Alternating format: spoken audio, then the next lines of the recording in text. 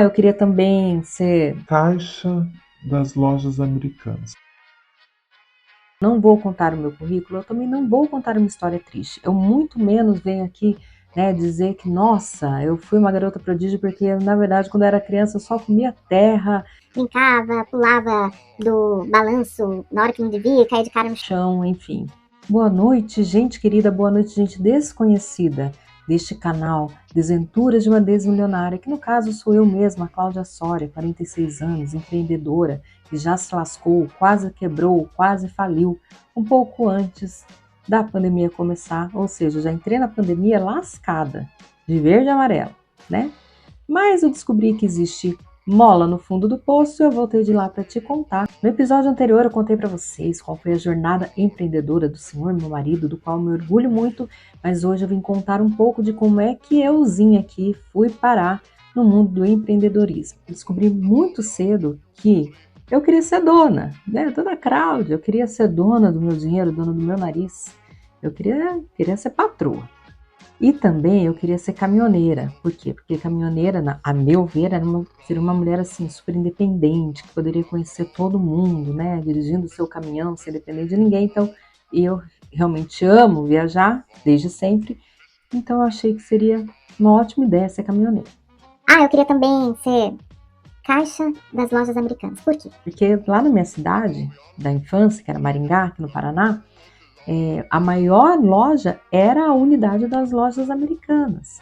Então, tudo que tinha de lançamento, fosse, né, de disco, não tinha CD na época, você não deve nem saber o que é CD, né, criança? Enfim.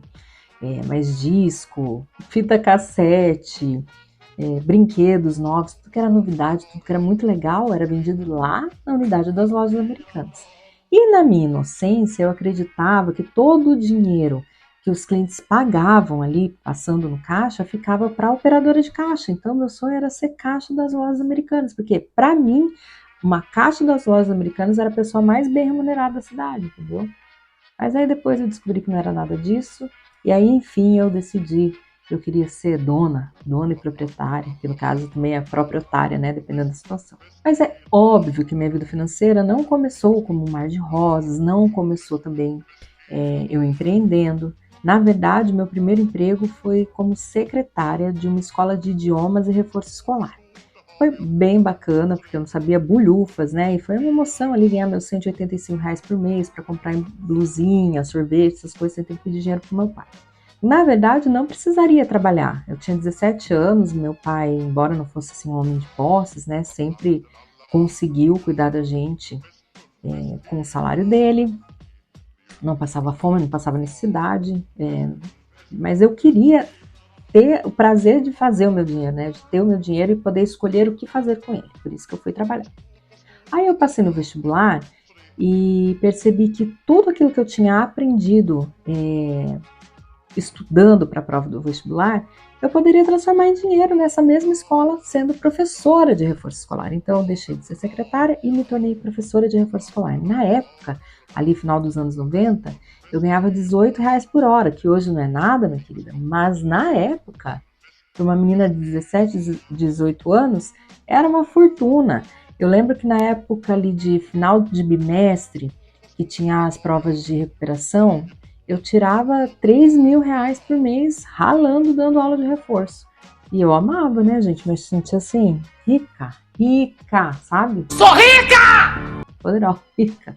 Aí eu só comprava besteira. Não era besteira, era roupa. Mas aí eu comprava roupa de marca, bolsa de marca, sapato de marca, porque a juventude é sobre isso, né? Mas assim, embora eu tivesse me deslumbrado com a fortuna que eu estava ganhando, desde o meu primeiro dinheirinho, eu sempre fui muito controlada, eu sempre fiz planilha, eu tinha agenda, se eu gastasse lá 60 centavos numa coxinha. Os anos 90 eram maravilhosos, R$1 era dinheiro, gente. Na mesma época, minha cunhada me ensinou a fazer bordado ponto cruz. Talvez você também não saiba, jovem, do que se trata, né? Mas era o que? Era você pegar um tecido fazendo um desenho com linhas coloridas. E aí eu, já uma mente empreendedora, pensei, Patrícia, por que a gente não vende? Já que a gente está fazendo, porque na época a gente estava fazendo enxoval, porque nós éramos mocinhas casadoras, olha só, gente, nem, né, de ter assim, uma visão avançada para minha idade, eu ainda era prendada. Era uma menina para casar.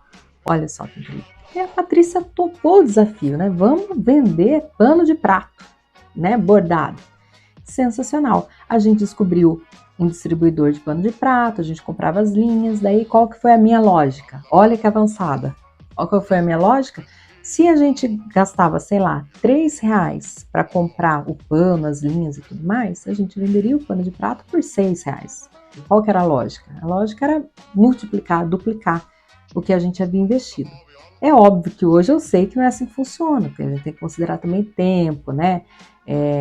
Gastos de deslocamento para comprar as coisas, enfim. Mas na época a gente jurava que estava arrasando, cobrando o dobro do que havia investido por pano de prato. Deu certo? Claro que não. Por quê? Porque a gente tinha vergonha de vender. Né? A gente vendia ali para as pessoas próximas, mas vamos falar bem a verdade, a gente não tinha tantas pessoas próximas assim. Quem que ia comprar lá 10 panos de prato por mês? Não tinha demanda, a gente não sabia criar demanda. E a gente não sabia criar demanda porque a gente tinha vergonha, a gente não tinha noção de marketing, a gente não tinha noção de nada. Mas valeu a experiência, foi uma primeira experiência interessante, né? Depois eu também tentei trabalhar com venda direta de uma marca chamada Pierre Alexander. Gente, eu contar essas coisas só para eu ver o quão velho eu sou, né? Porque tem coisa aqui que eu vou falar que você não sabe nem do que se trata. Pano de prato, ponto cruz, Alexander, meu Deus. E aí que eu também não fui bem sucedida nessa coisa de venda direta de cosmético, por quê? Por vergonha de vender, não é? Aí depois eu comecei a dar aula também de inglês, né? Eu tinha um certificado internacional de professora de inglês de nível intermediário. Eu dava meus pulos, entendeu? Eu me virava, eu fazia o meu dinheiro. Depois, obviamente, eu acabei caindo aí, né, na CLT. Fiquei muitos anos em uma empresa, na Electrolux, trabalhando como CLT. E como toda jovem dos anos 90, eu também pensei em concurso público, né? Afinal, a gente estudava para quê? Passei para o mercado formal de trabalho, né? Passei ali para a área de direito. Nossa, esse trem tá caindo. Para que os pais pagavam colégio particular para gente nos anos 80 e nos anos 90? Para a gente ter a tal da estabilidade. Então, a gente crescia pensando em direito, medicina. No caso das meninas, né, o mais comum era pensar numa licenciatura para ser professora, para ter não só uma vida financeira estável, mas também um cotidiano estável para encaixar maternidade, vida familiar, cuidado com a casa, tudo aquilo. Porém, eu realmente não me sentia realizada, né, trabalhando em uma empresa grande. Eu não percebia senso de propósito nisso, sabe? Mas aí nisso eu já casei, engravidei e comecei a pensar em outras opções de trabalho. Por quê? Porque eu queria ter meu dinheirinho, não queria ter que ficar pedindo cincão, né, pro marido para comprar uma calcinha. Queria ter os meus pequenos luxos femininos sem precisar comprometer as finanças familiares, sem ter que ficar toda hora pedindo, né, perguntando se eu podia gastar ou não. Até que surgiu a possibilidade de eu fazer um curso de maquiagem profissional. Assim que eu concluí meu curso profissionalizante, eu fui indicada pela professora para fazer um teste em um dos salões da rede Lady Lord, que é super famosa lá em Curitiba, que é onde inclusive eu fiz o curso. E eu passei nesse teste, porém eu teria que ficar ali presa nesse salão em horário comercial por muitas horas, inclusive aos finais de semana, e isso faria com que eu ficasse muito tempo distante da Maitê, que na época tinha só 1 aninho de vida. Então eu optei por não aceitar essa proposta, embora fosse muito interessante, e escolhi dar a cara a tapa e começar a empreender. No susto mesmo. E aí a situação era a seguinte, eu não tinha dinheiro, meu pai que me ajudou a pagar o curso, meu marido era garçom, então a gente vivia bem, não passava necessidade, mas assim, não tínhamos dinheiro para investir, né? Não tinha dinheiro para fazer uma maleta, meus produtos eram super simples, baratos, não tinha técnica. No começo eu nem achava que eu realmente não maquiava bem. Embora eu tivesse N dificuldades, eu quis tentar mesmo assim. Naquela época eu estava começando a rede social chamada Orkut, você também não vai saber, minha querida, se você é jovem, você não vai saber do que se trata, mas enfim.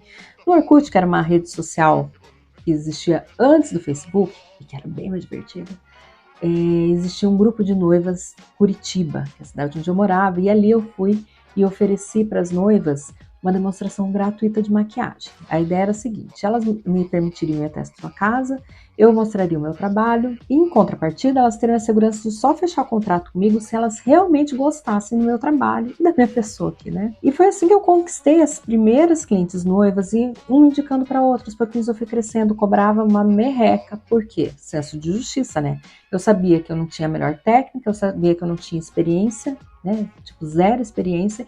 Eu sabia que eu não tinha os melhores produtos, então eu precisava ser sincera. Eu contava a real para elas, dizia que era novata, contava toda a situação e fazia a proposta. E algumas delas aceitaram e assim, foi o que realmente me ajudou. É claro que a primeira noiva foi presente, né? Eu dei de presente para uma amiga. No caso, hoje em dia, eu acho que foi um presente de grego. E aí, minha senhora, que já se passaram 15 anos que eu sou maquiadora, autônoma, empreendedora na área da beleza. Dentro desses 15 anos, eu trabalhei em salão de beleza só por 2 meses, foi uma experiência válida com pessoas idôneas. Porém, realmente, o meu negócio é ter o meu negócio, né? E dentro desses 15 anos, 10 deles empreendendo com meu marido na área de gastronomia. Então, é muita experiência adquirida. A gente já passou por cada perrengue que não tá no gibi, mas eu vou contar para vocês aqui, porque eu adoro fazer fofoca a respeito de mim mesma. Eu sou muito feliz, muito realizada por essa minha escolha. Que bom! Ainda bem que eu paguei o preço de empreender, apesar das minhas limitações. Ainda bem que eu mirei lá na frente e não fiquei me prendendo às minhas dificuldades momentâneas, né? Sou muito feliz profissionalmente, tenho liberdade financeira para escolher com quais produtos eu quero trabalhar, escolher quanto eu quero cobrar. Então, basicamente é isso. Nossa, eu teria muita coisa para contar. Eu poderia desmembrar esse vídeo em vários outros, e eu acho que vou fazer isso, mas enfim, é só para vocês entenderem, já que vocês ouviram como meu marido se tornou empreendedor, hoje foi a vez de contar como eu me tornei empreendedora. Por hoje chega? Por hoje chega. Hoje eu tô animada? Muito mais que semana passada. Hoje eu tô muito mais acordada, embora eu tenha dormido pouco. Mas é isso, já é uma outra história. E é isso, gente. Muito obrigada pela atenção. Logo volto com o episódio número 4 do canal Desventuras de uma Desmilionária. Sou eu mesma. E só para não perder a oportunidade de deixar uma mensagem de esperança, minha querida, eu era muito ruim em maquiagem, de verdade. Volte e meia eu mostro lá no meu perfil de maquiadora a minha evolução. Então, eu falo assim, eu falo para os meus alunos, inclusive, que se eu der certo, com dedicação, porque eu realmente não nasci com talento nato, eu tive que ralar para aprimorar a técnica, né, e tive que estudar muito, inclusive, né, já fiz curso, inclusive no exterior, pagando um balaio, mas assim, se eu paguei o preço e consegui melhorar minha técnica, minha senhora, qualquer pessoa que se dedique de coração também consegue. Então fica aí o meu motivacional no final desse vídeo para cima, tá bom? Beijo grande, a gente se vê no próximo episódio. Tchau!